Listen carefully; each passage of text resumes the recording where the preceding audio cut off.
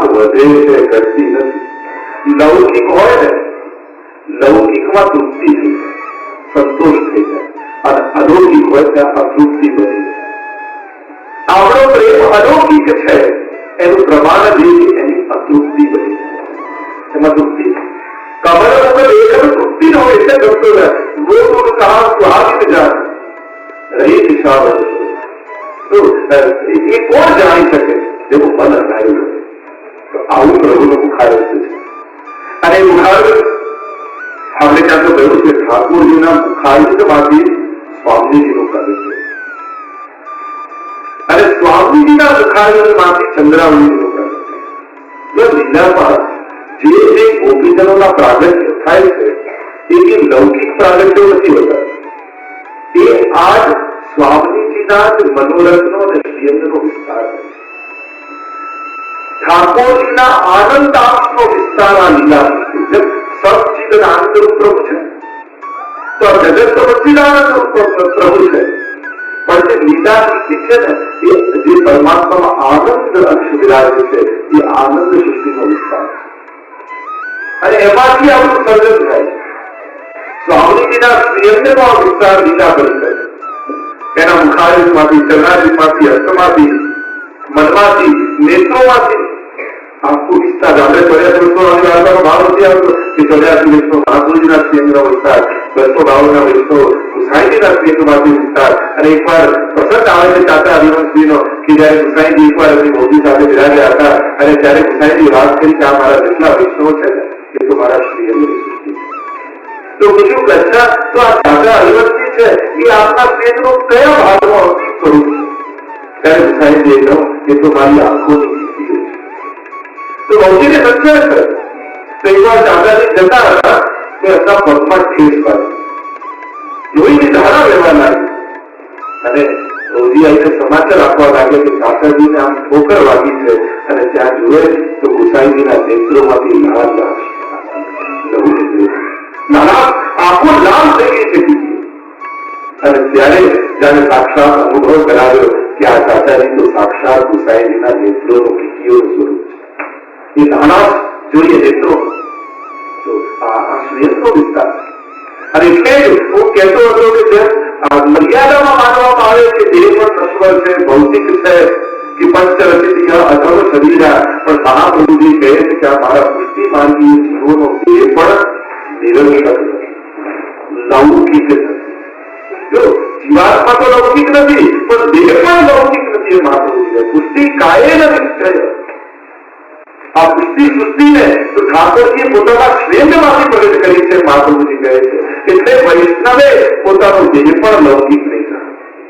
વૈષ્ણવનું કંઈ પણ લૌકિક છે જ, એનું તન મન ધન કંઈ પણ હોય, વૈષ્ણવનું લૌકિક નથી. કારણ કે એને પ્રભુની સેવા માટે મળ્યું છે. અને જે વસ્તુ ભગવત સેવા માટે હોય એ ક્યારેય લૌકિક ન હોય છે. અને તે રીતે મારા બહેને હું કહેતો હતો ને કે પૃથ્વી જળ તેજ વાયુ આકાશ, આ પૃથ્વી જળ પાવક જગત સમીરા પંચરચિત આ પાંચે તત્વોના બનેલો દેહ ભલે હોય, પણ વૈષ્ણવનું પૃથ્વી તત્વ એનું દેહનું ક્યાંથી આવે છે? તો ઠાકોરજી વ્રજરસમાંથી રહે છે. વૈષ્ણવનું જળ તત્વ ક્યાંથી રહે છે? એ યમુનાજીમાંથી રહે છે. એ તેજ તત્વ ક્યાંથી રહે છે? કે મહાપ્રભુજીમાંથી રહે છે. એ આકાશ તત્વ ક્યાંથી રહે? કે ઠાકોરજીમાંથી રહે. એ વાયુ તત્વ ક્યાંથી રહે? કે કેદારજીમાંથી. અને આ પાંચ અલૌકિક તત્વોમાંથી લઈ અને વૈષ્ણવના દેહનું નિર્માણ ઠાકોરજી કરતા હોય. અને એટલે વૈષ્ણવનો દેહ પણ લૌકિક છે. અને જયારે દેહ પડે ત્યારે વ્રજરસમાં લીન થઈ જાય છે. અને વૈષ્ણવ તો એ જ છે કે અમારો પૃથ્વી તત્વ ક્યાં જાય? કે ઠાકોરજી જ્યાં ગાયો ચરાવવા પધારતા હોય, ખુલ્લા ચરણાર્થે પધારતા હોય, એ ચરણ ધૂળીમાં અમારો પૃથ્વી તત્વ પડ્યું. અમારું જળ તત્વ ક્યાં જાય? કે ઠાકોરજી યમુનાજીમાં સ્નાન કરવા પધાર્યા હોય અને જે બિંદુઓ બુંદ ઉડી અને પ્રભુના મુખારવિંદ પર યમુનાજી ઉડી હોય, અને મુખારવિંદ પર અમારું જળ તત્વ જાય. અમારું વાયુ તત્વ ક્યાં જાય? કે ઠાકોરજી ગણનાદ કરતા હોય ત્યારે મંદ ત્રિવિધ પવન સંચરે, મંદ મંદ શીતળ વાયુ વાગતો હોય, અને કમળની ઉપરથી સુગંધ લઈ પ્રભુના શ્રીઅંગને જે સ્પર્શ કરી પ્રભુને જે રોમાંચ આપતો હોય, ત્યાં અમારું વાયુ તત્વ જાય. તે જ તત્વ ક્યાં જાય અમારું? કે જયારે સ્વામીજી ઠાકોરજીના શ્રીંગાર કરી અને ઠાકોરજીને દર્પણ દેખાડતા હોય ત્યારે દર્પણમાં અમારું ક્યાં જાય કે જે આકાશની છતરની નીચે ઠાકોરજી વિહાર કરતા હોય ત્યાં મારું આકાશ કરતું હોય. આ વૈષ્ણવનો સમર્પણ છે. આ વિસર્જન છે વૈષ્ણવતા. આપણો દેહ વૈષ્ણવનો દેહ કે જે દેહની સેવા કરી છે તમે, અને જે દેહનો સેવાનો ઉપયોગ થયો હોય એ દેહની કણ પણ ઠાકોરજી નકામી નથી જવાતી. કારણ કે આનું સર્જન જ વેદમાંથી થયું છે. આ જેટલી લીલા સૃષ્ટિ છે એ વૃંદાવનમાંથી એનું સર્જન થયું છે. વૃંદાવન એટલે સમગ્ર વ્રજ અને વ્રજમાં રહેલા સમગ્ર તત્વો એમાંથી આ સૃષ્ટિ પ્રગટ થઈ છે. પ્રભુ એને ઘડી છે અને જે દેહ એક વાર પણ પ્રભુનો સ્પર્શ કર્યો છે એ દેહના એક તત્વોને ઠાકોરજી નકાર નથી જવા દેતા. એટલે વૈષ્ણવ હંમેશા એ યાદ રાખવું કે આપણો દેહ પણ નિરર્થક કે લૌકિક નથી. ભલે સમાજ દુનિયામાં વાત હોય અને બરાબર છે એના માટે કે આ બધું મિથ્યા છે, નશ્વર છે, નાશવંત છે, પણ વૈષ્ણવના દેહનો નાશ નથી. એનું તો સમર્પણ છે, એનો તો વિનિયોગ છે. જો ઘણાનું વિસર્જન કરતું હોય અને આપણો વિનિયોગ થાય છે. અને વિનિયોગ ક્યાં થાય? વિનિયોગ એને કહેવાય જેનો ઉપયોગ થાય એને વિનિયોગ કહેવાય, અને જેનું સમાપ્તિ થાય એને વિસર્જન કહેવાય. સાધારણ દેહોનું વિસર્જન છે અને વૈષ્ણવના દેહનો વિનિયોગ છે. એટલે એ અલૌકિકતાને યાદ રાખે. તો આ બધું પ્રભુના મુખારવિંદમાંથી પ્રગટ થયેલી સૃષ્ટિ છે. વદન મધુર. અને પ્રભુનું મુખારવિંદ હંમેશા એક સરખું નથી રહેતું. તમે મંગળામાં દર્શન કરો ત્યારનું મુખારવિંદ, શ્રૃંગારમાં દર્શન કરો તો લાગે, એ જ રાજભોગમાં દર્શન કરો તો ગુજરાત. અને આપણે છિન્ન છિન્ન ભાવાનિક ઓર પ્રતિપલ પ્રભુના મુખના હાવભાવ બદલાય છે. એની શોભા ન્યારી હોય. પ્રતિપલ શું એ બાની એ શોભા છે આપણે જુદી રીતે જોઈ શકીએ કે મંગળા સમયના મુખારવિંદના દર્શન કર્યા, શ્રીનાથ સમયના મુખારવિંદના દર્શન કર્યા, રાજભોગ સમયના મુખારવિંદના દર્શન કર્યા, ઉત્થાન સમયના દર્શન, સંધ્યાઆરતી સમયના દર્શન અને સમય સહેજ સમયના દર્શન. શું એ બધા દર્શનના મુખારવિંદ સીધો અનુભવ થાય છે ખરો? આપણને તો જે દેખાય તે જોઈને આવી જઈએ છે, જે જોવા જઈએ છે ક્યાં જઈએ? મંગળા સમયે પ્રભુનું મુખારવિંદ કઈ રીતે કેવું હોય છે? કેવું? નંદાલયમાં પ્રભુ બોલ્યા છે અને ગિરિરાજની કથામાં પ્રભુ બોલ્યા છે. નંદાલયમાં યશોદાજીએ લાલનને કહાની કહેતા કહેતા બોલાવી ચાદર ઉડાવી. પણ માથેથી આપણે ત્યાં ઓઢાડવામાં આવે, જો ગમે તેટલો ઉનાળો હોય પણ ઠાકોરજીને જયારે ઓઢાડીએ ત્યારે મસ્તક સુધી ઓઢાડીએ. કેમ? કારણ કે આપણે ત્યાંની લીલા સમાપ્ત થઈ, પણ એની લીલા તો અહર્નિશ. અહર્નિશ એટલે અહર એટલે દિવસ, નિશ એટલે રાત્રિ. એટલે દિવસ સુધીની લીલાનો આપણો અધિકાર હતો, એટલે ત્યાં સુધી આપણી અધિકાર સમાપ્ત થયો. ખરેખર તે ચાદર નથી, આપણો અધિકાર કે આપણે ઉડાડી દીધો, અમારો અધિકાર સમાપ્ત થાય. બાકી પ્રભુ તો સતત વ્રજમાં પહોંચ્યા કરે વિવિધ રસગાન. કથાખ્યાનમાં કહે છે ગોપાલદાસ એની લીલા તો અહર્નિશ છે. તો જ્યાં યશોદાજી ઉડાડે ઠાકોરજી ક્યાં પહોંચે? ત્યાં ગિરિરાજની કદરામાં ઠાકોરજી માટે સ્વામીજી ગોપીજનો સુંદર કંદરાને સજાવે. ગોવર્ધન ગિરી સઘન કંદરા રેન વિલાસ યોગ્ય અને આખી રાતની લીલા થઈ છે. ગિરિરાજની કદરામાં ઠાકોરજી સ્વામીજી જાગ્યા છે. એકબીજાના કંધા પર હાથ રાખી અને ગિરિરાજના પર્વત પરથી કદરામાંથી બંને યુગલ સ્વરૂપ બહાર બનાવી. લખપતિ પાગ મરચી માગ નિત્ય વિધામાં પણ સુંદર વર્ણન હરિયાઈથી કર્યું છે. મંગળા સમય ભૂષણ પિતૃ પરપર પાદના પેટ ઢીલા થઈ ગયા, કેસ વિખરાયેલા છે. પીઠ જે બીડું આવેલું છે એની ગાડીમાં બંને ગાલ ઉપર રોકને લાગી છે. અને અહીંયા ઘટનાદ થઈ ગયો. નંદાલયમાં ગાળો પોતાનું ઘર વધારે ઘટનાદ કરે અને જ્યાં ગભરાયો એટલે ઉતાવળમાં ઠાકોરજી પોતાનું પીતાંબર ભૂલીને રાધાજીનું નીલાંબર લઈને દોડ્યા. પીતાંબર સ્વામીજીના પાસે છે. એ ભૂષણ ઈતર ઉત્તર પર આખી રાત રામજીની દીદાના એ સાક્ષી રૂપ આ બુદ્ધનો કર્મ રસાલ બન્યા છે. ત્યાં પાદે પાદ ચરણની પહેજની હાથમાં બાંધી લીધી છે, હાથના બાજુબંધ અને પહોંચી બધા ચરણમાં બાંધી લીધા છે. ઇતોમ થઈ ગયા, ઉતાવળ ધંધાને પગારો અને રઘુપતિને નેત્રો હજી રાત્રિની દીદાના આવેશમાં અને એટલે પૂરા નેત્રો ખુલ્લા નથી, અર્ધની નેત્રો છે, અડધા નેત્રો બંધ છે. રસાવિષ્ટ પ્રભુ છે અને રસાવિષ્ટ પ્રભુ એ જ આવેશમાં મંગળા સમયે ત્યાં જાગ્યા અને વેદ ભક્તોએ એના દર્શન કર્યા. આ છે મંગળા સમયનું મુખાય.